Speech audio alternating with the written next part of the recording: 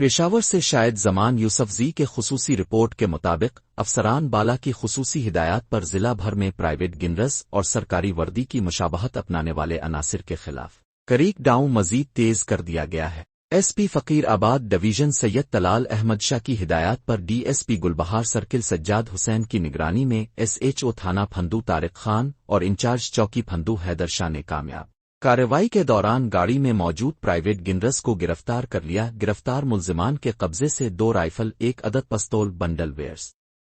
متعدد میگزین اور متعدد مختلف بور کے کارتوس بھی برآمد کر لیے گئے ہیں، جن کے خلاف مقدمہ درج کر کے مزید تفتیش جاری ہے۔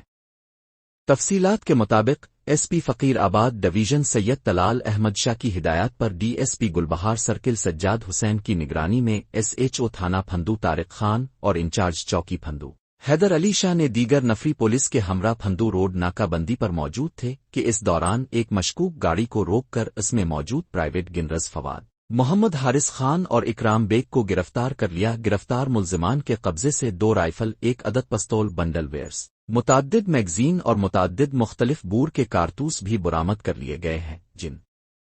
کے خلاف مقدمہ درج کر کے مزید تفتیش جاری ہے۔